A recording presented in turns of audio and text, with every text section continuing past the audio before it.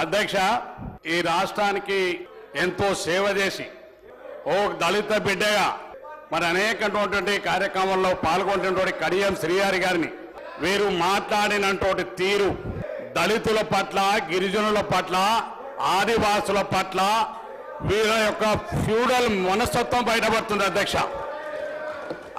నేను పక్కనే ఉండి చూస్తున్నాను అధ్యక్ష. నేను పేరు తీసుకుంటే బాగుంటుంది సభా సంప్రదాయం ప్రకారం కాబట్టి తీసుకోలేదు అధ్యక్ష. కొత్త శాసనసభ్యులు కడియం శ్రీహరి గారి వైపు చూపిస్తూ మిమ్మల్ని నిన్నిట్లా కాల్ చేసే తుపాని గమనించిన అధ్యక్ష. వీడియో తీయండి, కెమెరా తీయండి అధ్యక్ష. అంటే మమ్మల్ని దళితులను, గిరిజనులకు మాకు శాసనసభలో కూడా రక్షణ లేదు అధ్యక్ష. వీళ్ళ దాడులు ఇంకా ఇక్కడ కూడా మమ్మల్ని దాడి చేసి చంపుతామనేటువంటి బెదిరింపు ప్రవర్తన ఈ సభా సాంప్రదాయం రాష్ట్ర ప్రజలంతా చూస్తున్నారు అధ్యక్ష.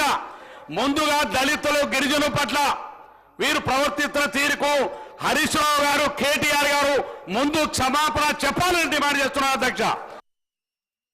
ఈరోజు కౌశిక్ రెడ్డి గారు ఆ చేష్టలేని అధ్యక్ష. నా అక్క చెల్లెలను నేను నా అమ్మలతో సమానం, అక్కడ వాళ్ళు కూడా వీళ్ళు కూడా నా అమ్మలతో సమానం. ఈరోజు సబితా ఇంద్రెడ్డి గారు అక్కడ ఉన్నారు, మా కోవలక్ష్మి నాకు అక్కడ ఉంది.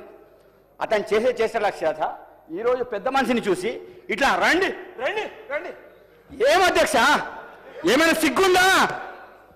ఈరోజు చిన్న శాసనసభ్యుడిగా నేను చెప్తున్నా, మేము మీలో చూసి నేర్చుకోవాలి. మీరు చేసే వ్యవహారం ఏంటిది అధ్యక్ష? మా ముఖ్యమంత్రి గారు ఏం చెప్పారు? సిఐడి ఎంక్వైరీ పెట్టిస్తామన్నారు, ఎంక్వైరీ చేస్తామని చెప్పారు. కానీ ఏం అధ్యక్ష, ఒక దళిత సంబంధించిన బిడ్డ ఈరోజు సీనియర్ నాయకులు కనీసం వయసును చూసి కూడా మనం గౌరవించకపోతే ఈ సమాజానికి ఏం సంకేతం ఇద్దాం సార్? 94 నుండి రాజకీయాల్లో ఉంటున్నటువంటి కడియం శ్రీహరి గారిని సభ్యుని పట్ల అసభ్యంగా ప్రవర్తించినటువంటి టిఆర్ఎస్ సభ్యులను పాడి కౌశిక్ రెడ్డి గారిని చూసి ఈరోజు అందరూ కూడా సభ్య సమాజం సిగ్గుపడతా ఉన్నది. కాబట్టి వీళ్ళు ఎప్పుడు కూడా దళితులను అవమానపరచడం వాళ్ళకి అలవాటు. మీ అందరికీ తెలుసు, ఆ ప్రభుత్వంలో ఉన్నటువంటి రాజయ్య గారిని కూడా ఆ రోజు అవమానకరమైన రీతిలో ఆయనను బర్తరఫ్ చేయడం జరిగింది. కాబట్టి నేను ఒకటే మీ అందరికి కూడా కోరుతా ఉన్నాను, ఈరోజు ఏ మాత్రం కూడా ఉపేక్షించకుండా కౌశిక్ రెడ్డి గారిని సస్పెండ్ చేయాలని నేను కోరుతా ఉన్నాను.